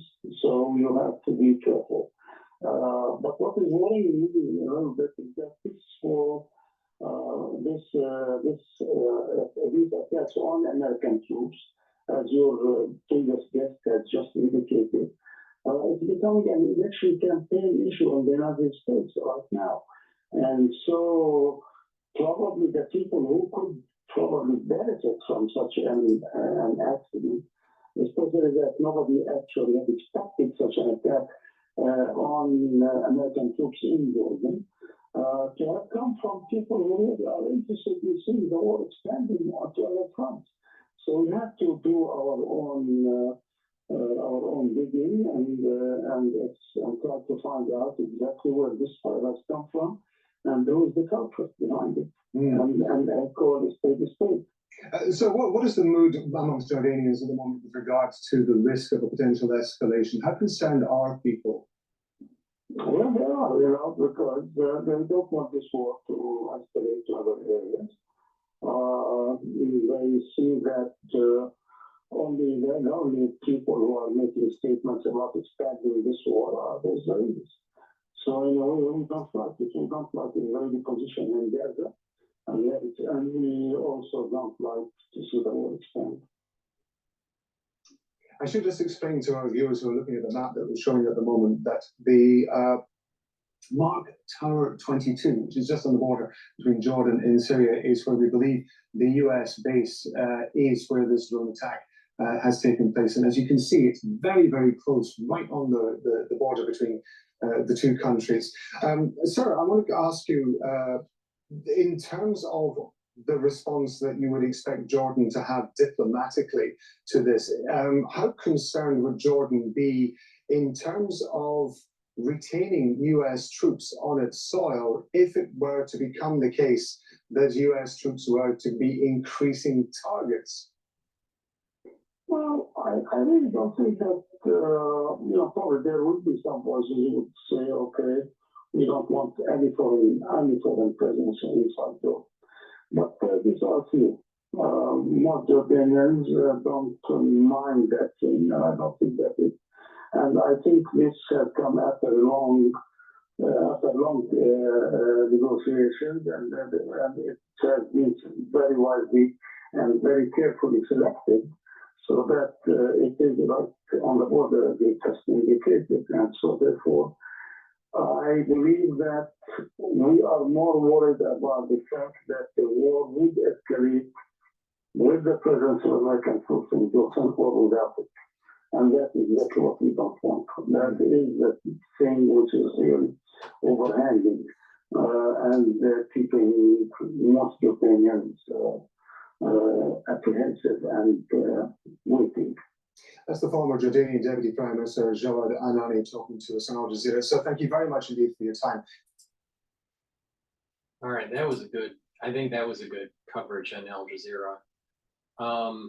Probably we'll go to Al Jazeera lives soon here. This one I wanted to get a perspective from the Indian news and what's going on. Countries, including the US, UK, and Germany, have decided to withhold funding to the United Nations Relief and Works Agency for Palestinians. This after Israel accused 12 UNRWA employees of being involved in the October 7th attack. Philip Lazzarini, the head of the UN Relief and Works Agency, has expressed shock over the decision by the Western nations. He has asked representatives of the nations to reconsider this decision, terming the decision a stain on all parties involved and additional what is interesting about this is that as I was covering this news, Al Jazeera would be interviewing people from International Amnesty or the UNRWA, and they were demonizing Israel. Israel's killing the babies, and there's just so much collateral damage. But the reality of the situation is the Palestinians, specifically Hamas, was using international funds from private donations and from UN donations to help have that infrastructure that led to the tunnels. And, the means to have these rocket launching systems. So why should an American citizen be using their taxpayer dollars that goes to the UN that then goes to Hamas that caused this havoc? It's been well documented that hospitals were built over the tunnels after the tunnels were built, and they used NGO money to do it. So don't be surprised as we're in the strengthening part of the year for Jacob and the weakening part of the year, the weakened part of the year for Esau, that more stuff like this will come out. And this is what I said before on the shows that I've been doing to covering this crisis. The tail is going to be eaten, and this ultra-liberal stuff and the international policy wonks are going to start realizing that their worldview is just wrong, and that there is some nefarious things that are going on. And I'm not saying that the other side is lily white. They're not. But the point I'm making here is just that the UN isn't an honest broker at all, and the agencies under the UN is not an honest broker. Amnesty International is not an honest broker.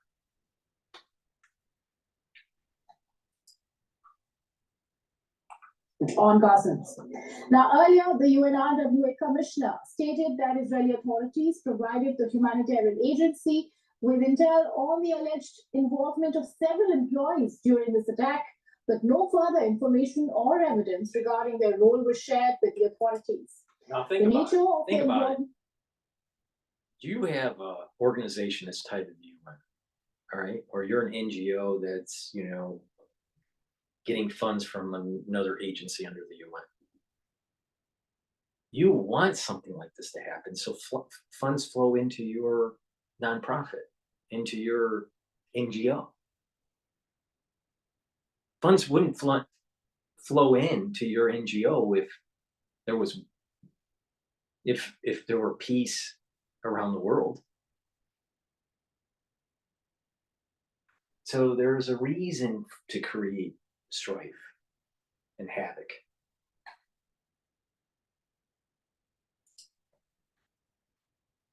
It has also not been disclosed so far. The Australian Foreign Minister suspended funding to UNRWA on Saturday, conveying deep concern over these allegations.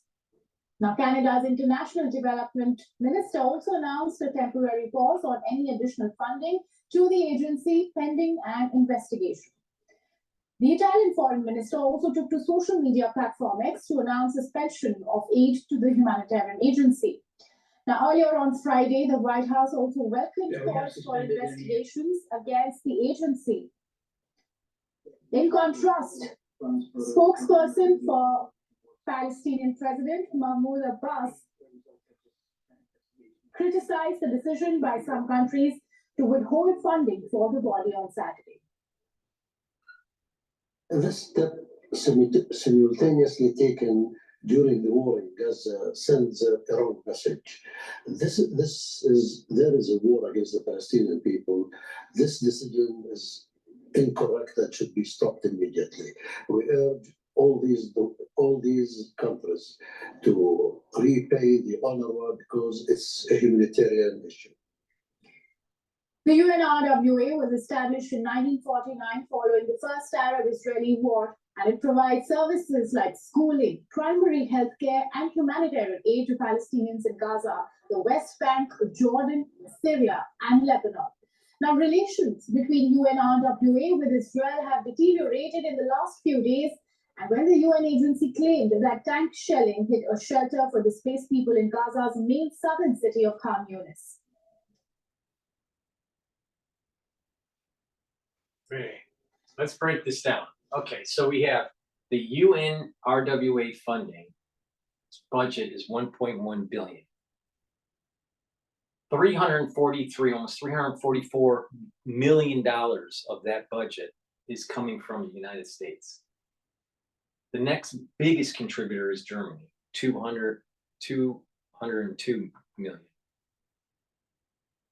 Now, about half of the budget for UNRWA is from the United States and Germany. Amazing, amazing. We should pull funding from them.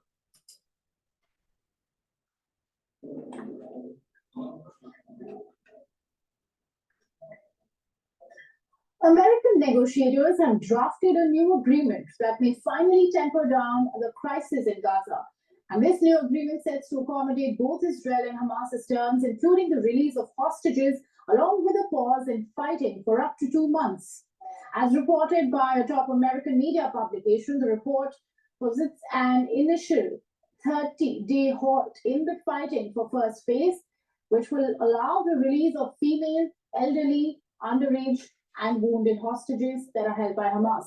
And the second phase will attempt to wind down military operations from both sides, and over this course of another 30 days.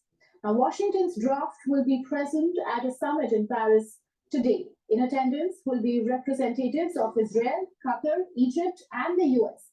Now, CIA Director Bill Burns is also expected to debrief his Mossad counterpart and the Egypt intelligence chief, along with Qatari Prime Minister. Also scheduled to meet today in an emergency session in Cairo are members of the Arab League along with Palestinian representatives, and the League will deliberate on the ICJ's verdict in the case of genocide allegations against Israel.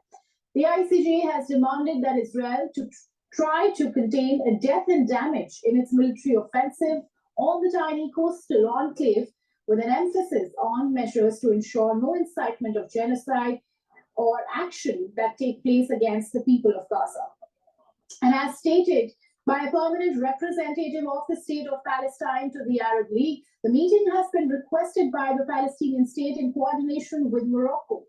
Morocco currently serves as the president of the 160th session of the Arab League, and the League is expected to take a unified stand on the Indonesian court's verdict.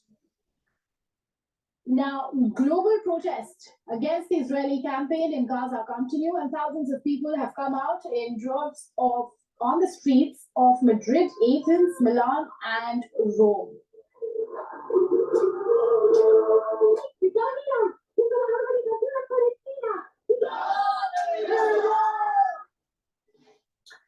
And in the Yemen's capital city, tens of thousands took to streets in support of the Houthi strikes in Gaza and in solidarity with besieged Gazans. Calls that were chastising Western sanctions on senior Houthi officials, along with condemnation of airstrikes in northern Yemen, were also raised, and swaths of people were seen raising the Palestinian flags across the demonstrations. Meanwhile, in the American city of Auckland, protesters took to the streets condemning the Biden administration for supporting Israel in its deadly campaign in Gaza, and those in attendance chanted and held aloft signs decrying the war in the Middle East.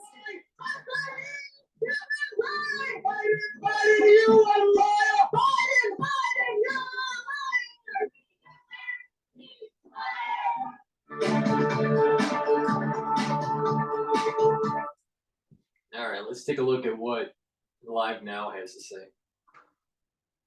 We want Before to we bring do the that- conversation right now. Before we do that, please go to my store, the-studio-reykjavik.com, and support PNN. You can get your lozenges and drops at my store, the-studio-reykjavik.com. Link is in the description of this video and all my videos. You can get green apple 20 count. It's a structural nano silver lozenge. You can get structural nano silver lozenges. This is the Manuka honey in a 21 count. You get one free lozenge. Also elderberry zinc, also in a 21 count. And you can get drops, which are smaller than the lozenges.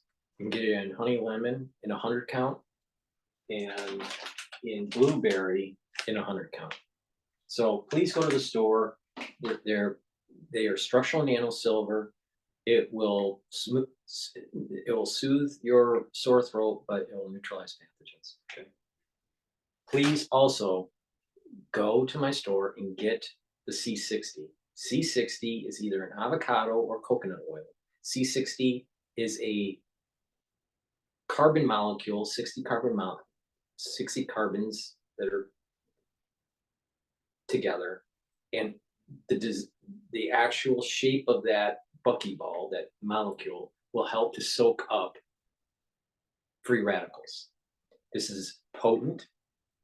It's much stronger in potency than vitamin C. Vitamin C's molecule can only neutralize one free radical.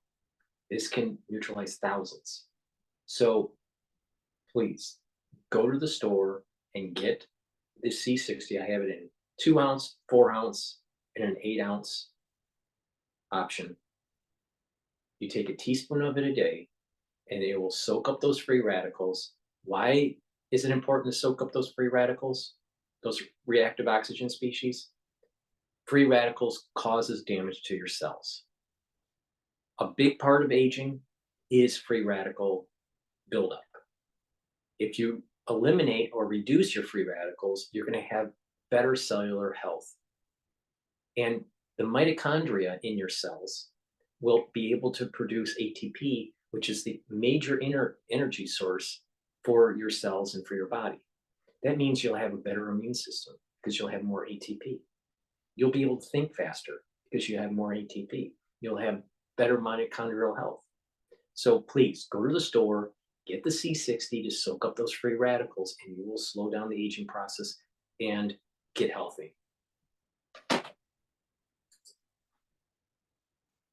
Well, our friends here that we have brought on so many different times to discuss all of this, and that includes former Ambassador Kurt Volker and National Security Analyst Hal Kemper. Gentlemen, thanks for being with us here. You heard there in Peter's report some of those sound bites from officials like Ned Price and even Secretary of State Antony Blinken just mere months ago, kind of praising the work from the UN Relief and Works Agency there in Gaza. And now this news coming today from the State Department temporarily pausing all federal funding that already has not been allocated to the agency over these allegations. And I want to go over the allegations before I get into the questioning. One, that at least one Israeli hostage taken by Hamas on October 7th was kept for a time in the home of an UNRWA worker in Gaza. And two, that teachers at UNRWA schools in Gaza told students about the October 7th attacks and celebrated them in classrooms afterwards. These are schools that receive U.S. taxpayer funding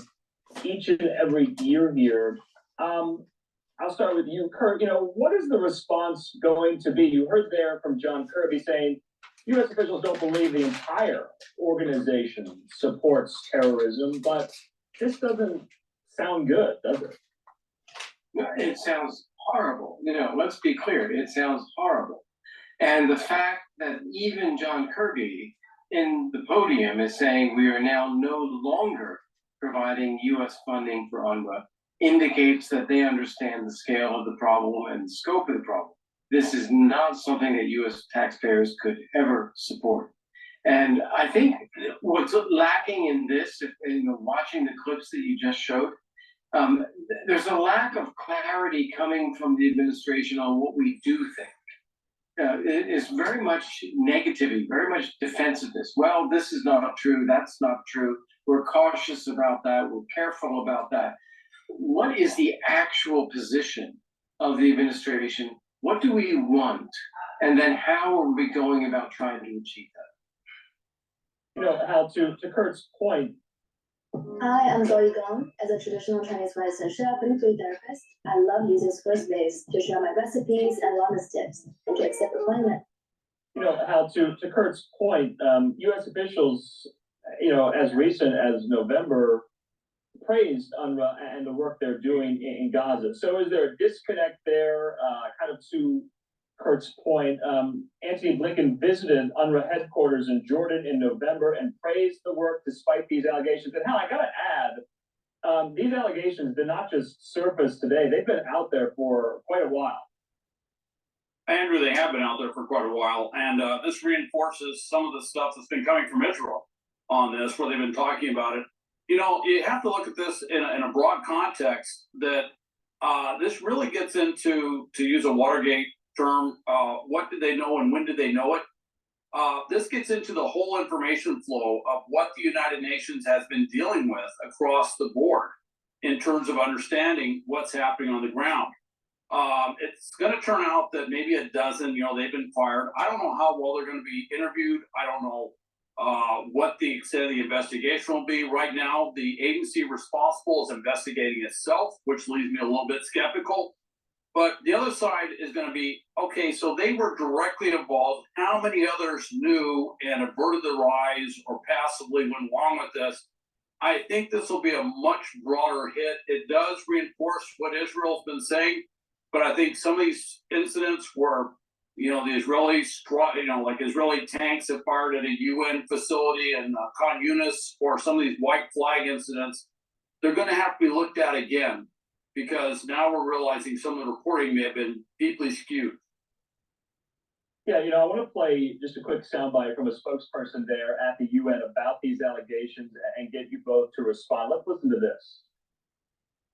The Secretary General is horrified by this news and asked Mr. Lazzarini to investigate this matter swiftly and to ensure that any UNRWA employees shown to have participated or abetted in what transpired on October 7th or in any other criminal activity be terminated immediately and referred for potential criminal prosecution. To protect the agency's ability to deliver humanitarian assistance, Commissioner General Lazzarini has taken the decision to immediately terminate the contracts of all these staff members and launch an investigation in order to establish the truth without delay. There are hundreds and hundreds and hundreds of thousands of people in Gaza who rely on UNRWA's humanitarian work, who rely on humanitarian assistance, even more now than they did before. It is the work that UNRWA does remains critical today, and we very much hope that while UNRWA continue, that a number of things have to happen at the same time. UNRWA has to ask OIOS to do this investigation. The Commissioner General, I think, has taken very swift and strong measures right away. At the same time, our humanitarian work needs to continue. Lives depend on it. Right, so that was the spokesman there, Stefan Dujarric, at the United Nations today, saying the investigation continues. We also know the UN fired 12 of its staff believed to be involved in all of this. State Department officials have also briefed certain members of Congress on what they know about the allegations that UNRWA workers were involved in October 7th, though they do not have a list of names here. I mean, does the responsibility or accountability need to start at the top, Kurt? I mean, does Antonio Guterres, need to come out more forcefully about this? Do people below him need to resign? This is really damning. Well, it is damning, and even in what you just heard from the spokesman there is an acknowledgement that UNRWA workers were actually involved in things that are completely inappropriate for any UN workers and anyone that is even partially paid by US taxpayers. So his recognition of that is good. What's not clear is what they're going to do about it. For the UN Secretary General, I think he needs to speak about it. I think it's not his job on the line. This is all levels well below him. But he needs to make clear that this is entirely unacceptable. And he actually needs to take UN, UNRWA out of the role of providing humanitarian support in Gaza and in Israel, and put somebody else in charge, like the UN Human Rights Agency or Refugee Affairs, anybody else who would have more credibility. Because right now, the perception is that they are completely penetrated by Hamas and therefore very partial in this conflict against Israel. So the UN needs to take this agency out and put somebody else in, maybe the World Food Program, that would be in a better position to actually provide impartial support to the civilian population without taking sides in the conflict. Hal, to that point, I mean, can you still say at this point, like John Kirby did on January 4th at the White House briefing, UNRWA is doing important work? Secretary Blinken just said yesterday he was in Angola. The work the UN is performing in Gaza is quite literally life-saving, and no one else can do it. No one else is doing it. Can you say that still with what we now know about these allegations, or is there a disconnect? Well, Andrew, obviously, as we picked up on disconnect, there's a strategic communications disconnect right now. I think they're going to roll back a lot of their language phrasing UNRWA until they have a better sense of what's going on. But it's going to be seen as to how permeated the Hamas influence, the Hamas connection is in UNRWA. It's certainly, the Gaza Strip. The thing is, they have a lot of what we call local hires, if you will. These are it's UNRWA, it's Red Crescent, it's Amnesty International. There's these other international agencies that have been spun on Al Jazeera in a very positive light, and try to and these agencies were demonizing the Israelis and the IDF and Netanyahu and all that, independent of where you fall on the spectrum. There's corruption going on. And that's everyone can admit to that when you had agencies like the UN and some of the under agencies and the nonprofits that are being fed by the UN tangentially, it would be easy to have corruption going on or to spin it in such a way in the news. I don't think they're honest brokers. I really don't. Palestinians are there. In fact, the vast majority are local hires because they live there. This is where they operate. And with that, when you look at how, so if they're local hires, and they're working for a UN agency, even if their heart was in the right spot, trying to help people in need during a war-torn situation, don't you think over time there's going to be bias? This is why a third party needs to be involved. Situate, being the de jure de facto government in Gaza, it's not surprising that this would pop up. But now they're going to have to look at the entire chain of command. You know, not just the 12 that were fired, but everybody over them, all the oversight, all the supervision, and as I mentioned earlier, all the information that they've been operating with. You know, Secretary Gutierrez has been, he's used some rather strong language in condemning Israel throughout this entire action. And now with this, the question is, what information was he operating off of? What was he getting from the Gaza Strip? And was that skewed? Was that scripted by Hamas at certain points? Just the last point on this, Kurt, last question to you. So the funding's been cut off temporarily. Does it need to be cut off permanently? Yes. We don't know. I think temporarily cutting it off is the right decision because we need to understand what's actually happening. Okay. This is how I was just saying. There are a lot of questions now that arise as to who was doing what and who acted on what basis. So we need to figure that out. Okay. But I do think that the U.S. needs to have a much higher standard for support for the United Nations in its activities like this. If, in fact, we have reason to believe that they are acting in a very skewed and impartial way in a conflict like this.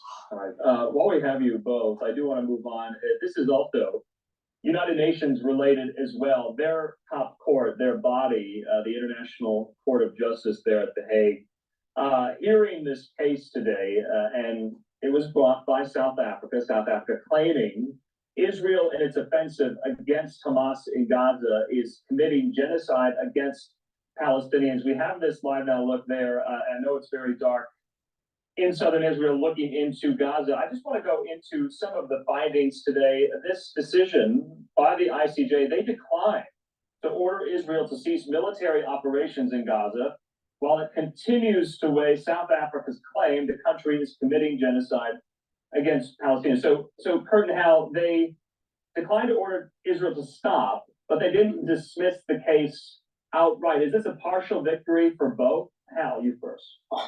No, this is atrocious. So the Palestinian terrorist group Hamas is trying to eliminate Israel. They don't accept Israel's right to exist as a country. They don't accept the Israeli people's right to exist where they live. That is genocide.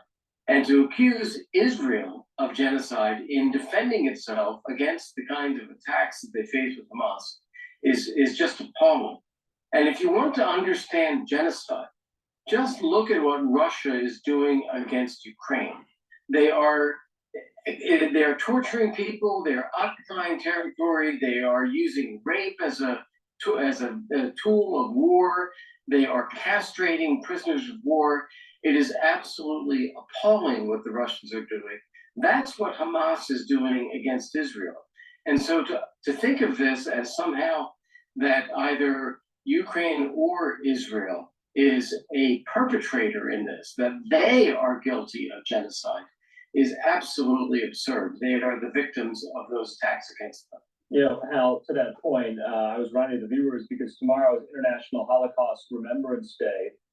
Israel, of course, was created in the wake of the devastating atrocities of the Holocaust.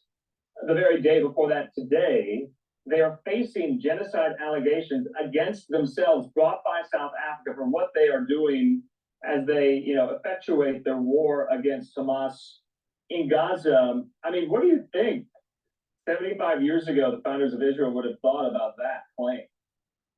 Well, they would probably think it was ironic, but then again, I got to tell you, it's generally, if you go back in history, it's a lot of pragmatic leaders, and some of them would say, not surprised, that some country would do that. I mean, they've had to fight off, well, little enemies trying to wipe out Israel, but also political enemies trying to politically neutralize Israel for a very long period of time. So they probably wouldn't be surprised. I don't think they're surprised now. But the interesting thing about the ruling is, it had 6 parts to it. About half of them, 3 of them were simply abide by the International Treaty on Genocide. Well, they already say they're abiding by that. In fact, most everything there, they say they're abiding by. In fact, the treaty, International Treaty on Genocide, wouldn't exist without Israel. That's why it was developed 75 years ago. And then other things like preserving evidence, trying to get aid into the Palestinian area in Gaza. All of these are things that they're doing. So I think there's an interesting point to this. They're facing it, but it could be a couple, 3 years, maybe. I don't know. I defer to Kurt on this with the speed with which the ICJ moves, but it's somewhat glacial at times. I think the big part of the thing is it didn't ask for an immediate ceasefire, which gives, pardon the expression, maneuver room, if you will, for Israel on the military side to do some things that they need to do. I'll also say one thing, and it's a little bit far-filled, but the fact that the ICJ had such a thoughtful decision that it didn't immediately put Israel in an incredibly difficult or impossible situation is something that helps around the world. I mean, there's a big ICJ ruling in the South China Sea that the Philippines is trying to enforce. I can tell you that there's some folks in the Pacific that kind of breathed a sigh of relief when they saw that. I know it doesn't sound connected, but the ICJ plays an important role, and when they can provide that sort of thoughtful, thorough sounding board, if you will, for the international community, I think that really helps in a lot of different ways. All right, this is how Bibi Netanyahu responded to the news today. Let's listen. Israel's commitment to international law is unwavering. Equally unwavering is our sacred commitment to continue to defend our country and defend our people. Like every country, Israel has an inherent right to defend itself. The vile attempt to deny Israel this fundamental right is blatant discrimination against the Jewish state, and it was justly rejected. The charge of genocide leveled against Israel is not only false, it's outrageous, and decent people everywhere should reject it. On the eve of the International Holocaust Remembrance Day, I again pledge as Israel's Prime Minister, never again. Israel will continue to defend itself against Hamas, a genocidal terror organization. On October 7th, Hamas perpetrated the most horrific atrocities against the Jewish people since the Holocaust, and it vows to repeat these atrocities again and again and again. Our war is against Hamas terrorists, not against Palestinian civilians. We will continue to facilitate humanitarian assistance and to do our utmost to keep civilians out of harm's way, even as Hamas uses civilians as human shields. We will continue to do what is necessary to defend our country and defend our people. Kurt, just lastly to you there, say this went the opposite against Israel today. It's very hard to enforce these rulings from these, international, multinational bodies like the ICJ, UN's top court there as well. Obviously, there's been well-documented cases and a history of, the UN's antagonism toward Israel as well here. So what happens next, do you think, in this case? I think what Prime Minister Netanyahu just said there was actually quite strong. Israel has to take responsibility for its own security. This is a state. It has to be protected.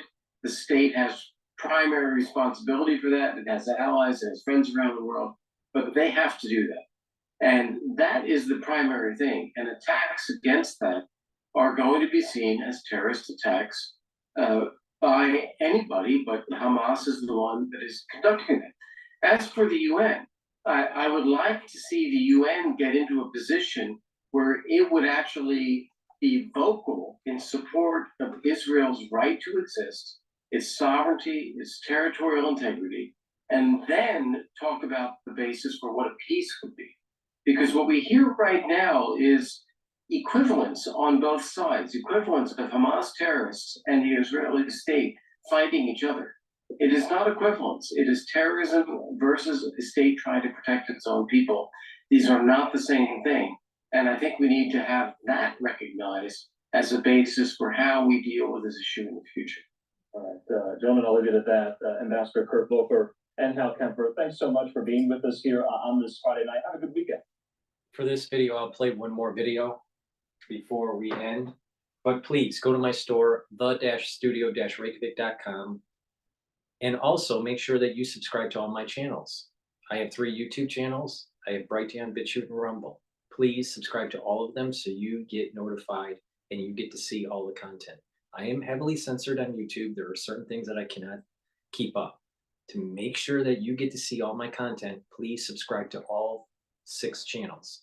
Also, please ask your social media to follow me so I can accrete followers to reach a larger audience to help people, to help them improve their health, and to help to inform them on the things that are arising in a very tumultuous world.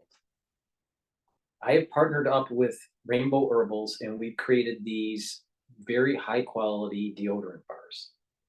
We have it either in citrus or peppermint lavender tea tree. It's made from essential oils from the Himalayas, extremely high quality, natural ingredients.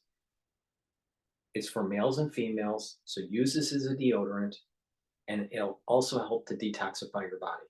So by using this on a daily basis, you're going to improve your health. So please go to the store and get the different deodorants that we have. To improve your cardiovascular health, you need to control your lipid profile. To help to control your lipid profile, get this omega-3 supplement from my store. By doing that, you're going to lower your chances of a cardiovascular issue. And if you follow my protocol and the things that I have talked about on how to improve your cardiovascular system, you're going to have better blood flow. And the whole idea is to take charge of your health, improve it, and enjoy the time that you have. Again, I have a great antioxidant. That antioxidant is C60. I have it in the 2 ounce, which is this, a 4 ounce, and an 8 ounce. You can get it in coconut or avocado oil. If you get the 2 ounce, use a dropper a day, a full dropper a day, or a teaspoon a day. It's a very strong antioxidant. It'll soak up those free radicals. By soaking up those free radicals, you are going to age slower. Free radicals does an amazing amount of damage to cells. By soaking those up with C60, you're reducing the trauma that is taking place at the cellular level, and you're improving your mitochondrial health, and you'll have more energy. You need energy for proper cellular function, but also for a proper immune system. So please go to my store and get the C60 that I have, either in 2 ounce, 4 ounce, or 8 ounce.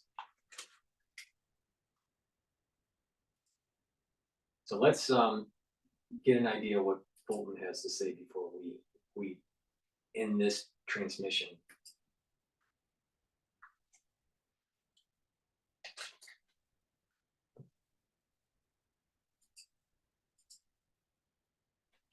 Gaza have been relying on this agency for vital food, water, and medicine since the war began. Joining us now is former UN Ambassador John Bolton. Great to have you, Ambassador. Israel has long accused this UN relief agency of having ties to Hamas, but actually participating in the attack? Well, it's shocking, but my guess is this is the tip of the iceberg. UNRWA has about, last time I looked, about 40,000 employees that operate mostly in the Gaza Strip and the West Bank. Of them, probably 99.5% are Palestinian. So the relationships between UNRWA and the Palestinian Authority on the West Bank and Hamas in Gaza are very, very extensive. Neither Hamas nor the Palestinian Authority are really governments as we understand them. Much of the delivery of services, let's just stay on Gaza here, is done by UNRWA: food, shelter, medicine, things like that, to hospitals, schools, families. There's not really much economic activity in Gaza. So in effect, UNRWA is an arm of the Palestinian Authority and Hamas. And when they say they found 12 UNRWA employees who participated in October the 7th, the next question is how many UNRWA employees were witting of this attack coming? How many of them aided the attack in Gaza? There are also allegations that UNRWA vehicles and facilities were used. We need to know more about that. I think this could run very deep. Yeah, I guess I'm really just stuck on the word participated. It's one thing to know the attack is coming and do nothing to stop it. It's another thing even to let them store their weapons in your living room, something we've heard over and over again, that there have been allegations that Hamas was storing weaponry in UN facilities. But to participate in the attack, do you think that means that Israel's actually alleging that members of the United Nations Relief Organization actually crossed the border into Israel that day? It certainly sounds like it, and apparently much of this information comes from Israeli debriefing of the Palestinians that they captured on or after October the 7th. You know, it also goes to a very important question about who exactly is Hamas and who's just a civilian in Gaza. You know, if you listen to the Hamas propaganda, you'd think that there were really very few Hamas fighters. Israel says they've killed about 8,000 out of 26,000 dead. But how many of the other people were aiders and abettors of Hamas? They knew about it. They did civilian work that helped the Hamas fighters go across the border, that have helped Hamas in their battles in the tunnels. Hamas support in this is just proving my point that I've been saying time and again, that the tail is going to be eaten. You know, the head's going to eat the tail. You know, with this whole situation where these liberals and the ones that are aligning themselves with the Palestinians, evidence is going to come out where they, you know, are nefarious actors, right? Or the logic of the ultra liberal will start to fall on its face, and we'll actually start to see, you know, that being on the Esau side of this is the wrong path, and you're better off on being on the Jacob side of it.